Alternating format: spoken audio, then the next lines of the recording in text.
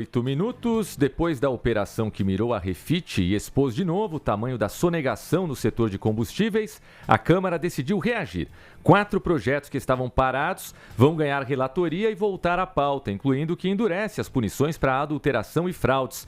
Para explicar o que muda, por que esse pacote é considerado estratégico e quando pode sair do papel, a gente conversa agora com o deputado Alceu Moreira, relator de um dos textos centrais desse conjunto. Boa tarde, deputado. Tudo bem? Boa tarde.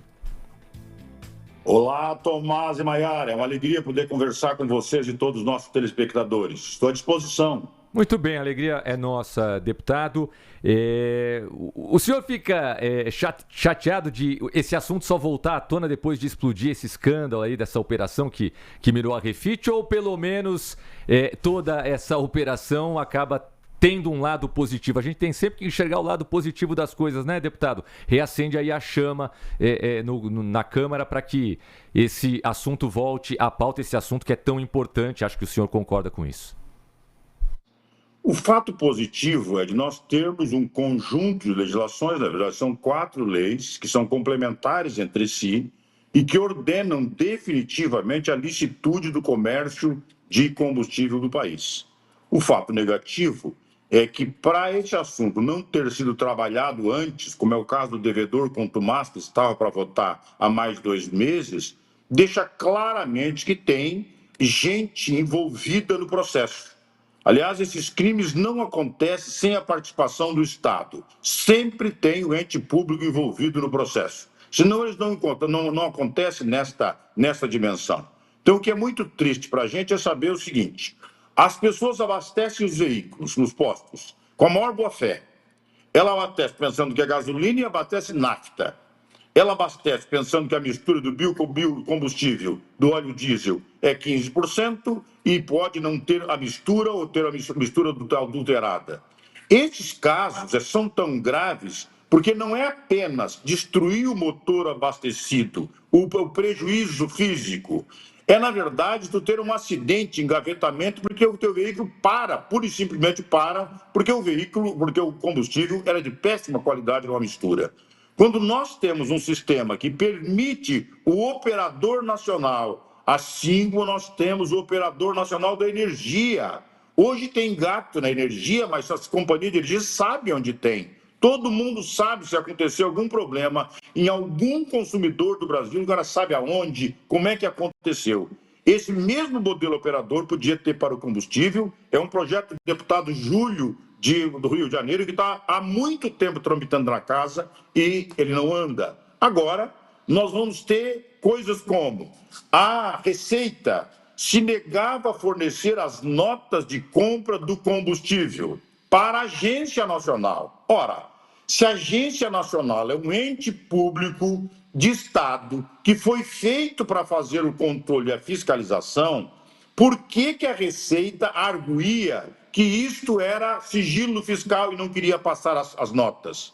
É de ficar desconfiado com relação a isso. O seu Barreirinha devia responder por isso, mas não. Temos que fazer um projeto de lei obrigando a que as notas estejam disponíveis para a Receita. Alguém vai dizer, mas isso expõe o sigilo. Não.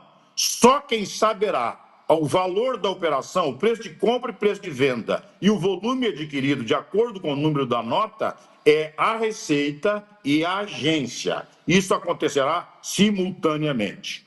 O outro processo, é o que eu sou relator, porque esse eu sou autor, trata da dosimetria.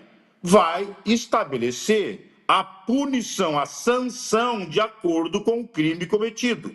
E isso nós vamos trabalhar a dosimetria, é claro, que observa essas regras do Código Penal, e vai se trabalhar, então, a dosimetria de acordo com o crime. Se inicial, se reincidência, se aconteceu muitas vezes, essas coisas todas vão levar em consideração para fazer a dosimetria. E o terceiro é o devedor contumaz, que é o cidadão que tem o combustível adulterado, a agência lacra o posto, ele consegue imediatamente do juiz de plantão uma liminar, ele diz, argui na liminar, que ele é o único posto e, portanto, ele é fundamental, essencial para abastecimento da cidade, consegue a liminar e, a partir de então, ele vai discutir o posto lacrado e o dano cometido contra o consumidor na justiça rola por 6, 7 meses, com milhões e milhões de evasão de recurso, aí lacra-se de novo, outra vez, e ele troca de CNPJ. Isso é o devedor contumaz,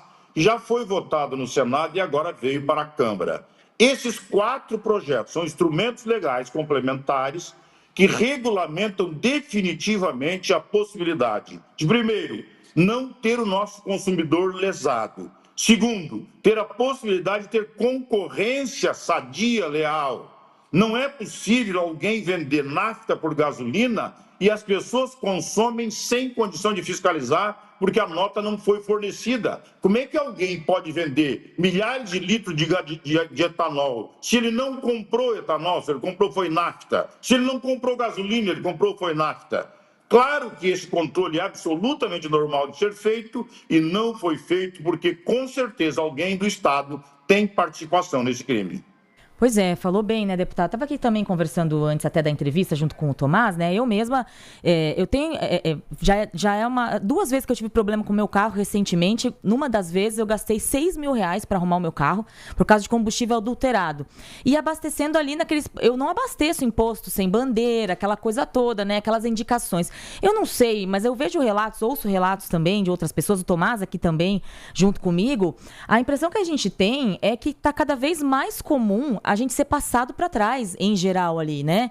E aí eu te pergunto se isso, no que você... Aliás, não vou te perguntar o que eu estava pensando, vou perguntar uma outra coisa para não te colocar em maus lençóis aqui, mas de que forma os trabalhos de vocês, né, aí em Brasília, eles também preveem o combate à atuação do crime organizado no setor de combustíveis no Brasil, que a gente sabe que hoje uma coisa tem tudo a ver com a outra, né? Na verdade, o carbono oculto, que é o que hoje explodiu, por exemplo, ontem explodiu em São Paulo, ele causou uma evasão de divisa de mais de 200 bilhões de reais. Pensa comigo, Mara e Tomás. O governo mandou uma medida provisória e ele queria arrecadar 20 bilhões para fazer o equilíbrio fiscal. Nós rejeitamos a medida, eles ficaram profundamente ofendidos. Mas eles não proíbem, por exemplo, o licenciamento do cigarro aquecido, por exemplo, que tem quase 8 milhões vendidos no Brasil. Ninguém sabe o controle fitoterápico do cigarro aquecido e a Anvisa não libera. Ora, libera e diz os males que faz a saúde, como é o cigarro, e pega 10 bilhões de divisa que nós estamos perdendo. Quem é que comercializa o cigarro aquecido? O narcotráfico. Bom, eles têm o devedor contumaz, é quase 200 bilhões de reais. Por que não fazer isto? O próprio Haddad cobrou de nós. O Senado aprovou, está na Câmara, mas a Câmara está 2 meses dormindo em cima desse processo e não vota o devedor contumaz. O devedor contumaz é uma invasão de recursos em torno de 200 a 230 bilhões de reais. É desse volume que nós estamos fazendo. Hoje, o levantamento só de 2 estados da federação dá 30 bilhões de reais de evasão de recursos. Mais do que isso, as bebidas quentes, que nós estamos tomando metanol e passando e as pessoas morrendo com isso. Quem comercializa a bebida falsificada? O narcotráfico, de novo. Facilmente tu consegue fazer o controle. Temos tecnologia para que nenhuma garrafa possa ser reutilizada e, portanto, não teremos a embalagem de falsificação. Mas esse controle, ele não é feito. E quando ele não é feito, com certeza, alguém tem interesse nesse processo e esse alguém está dentro do conteúdo do Estado. Ouvindo o senhor, deputado, é impressionante, né? A gente acaba passando sempre pela mesma reflexão, né? A quantidade de dinheiro que se perde, né? Com as evasões, né? Com sonegação, com o exagero também, muitas vezes, no gasto público, né?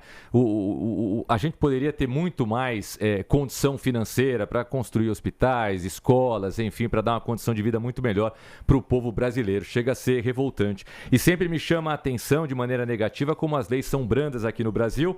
O projeto do qual o senhor será o relator é exatamente o que pretende endurecer as penas, né, por adulteração de combustível.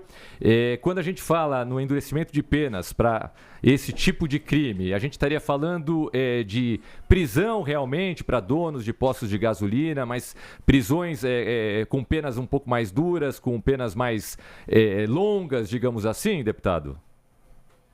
Esta dosimetria, é preciso saber o seguinte, eu sou um parlamentar mas não sou especialista em direito, né?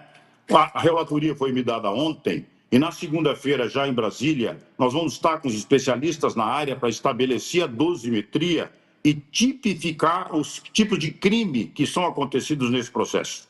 Ela, com certeza, em muitos casos, será com privação de liberdade, porque esse cidadão não pode ficar solto. Esse cidadão lesou propositadamente, não apenas o erário público, mas ele vendeu o produto adulterado para o consumidor. Agora tem que saber o seguinte: este combustível foi o posto que fez a mistura equivocada, foi a distribuidora que fez a mistura equivocada. Quem é o responsável por isso? Tá? De qualquer sorte, por rastreabilidade, nós saberemos aonde aconteceu o crime e quem será o responsável. Então, o que nós temos que saber é aplicar penas absolutamente duras para este processo, inclusive com a privação de liberdade, mas na grande maioria serão o volume pecuniário. A multa tem que ser tão gigantesca que o roubo não vale a pena. Exatamente. Às vezes parece um trabalho de enxugar gelo, né? Eu lembro que um posto de combustível no Rio, que foi interditado pelo Procon por fraude na bomba, chegou até a voltar a operar porque ele conseguiu obter uma liminar na justiça. Quer dizer, eles tinham ali... Os fiscais comprovaram que o posto seguia entregando até 30% menos combustível do que o valor pago pelo consumidor e mesmo assim a justiça foi lá e garantiu ali uma liminar. Quer dizer, a gente precisa combater, enfim, fraudes em todo o sistema, né? Até mesmo no próprio judiciário. E eu quero muito agradecer aqui a entrevista ao vivo do deputado Alceu Moreira, relator aí de uns textos centrais, de um conjunto de normas aí, na verdade de um conjunto de textos ali que visam derrubar, né, esse sistema criminoso que cada vez tem lesado mais e mais quem depende de carro, quem depende de moto nesse país, que já não é muito fácil, né? Às vezes é um motorista de Uber que nos ouve aqui, que tem problema com o carro direto por causa de combustível adulterado, tem um prejuízo gigante, sem contar, é claro, como o Tomás bem lembrou, os prejuízos, e o deputado também, os prejuízos para os cofres públicos. Então, deputado Alceu Moreira, muitíssimo obrigada pela entrevista.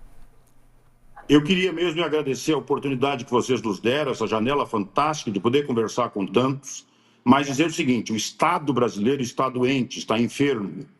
Quando alguém vai depor na CPI da Previdência Social e o Supremo lhe dá uma autorização para ficar quieto, para ficar calado, sabendo que foi alguém que tomou R$ 84 de quem ganha R$ 1.600 de aposentadoria, quem consegue esse direito de ficar calado, com certeza, mostra claramente o quanto o nosso poder judiciário está distante da realidade. Então vamos continuar, com certeza, tendo liminares por encomenda, tem juiz de plantão, e se o dia pegarmos um juiz desse dando liminar como vem de sentença, a punição dele é continuar recebendo o salário integral pelo resto da vida. É assim que o Brasil é, e é esse Brasil que nós temos que modificar.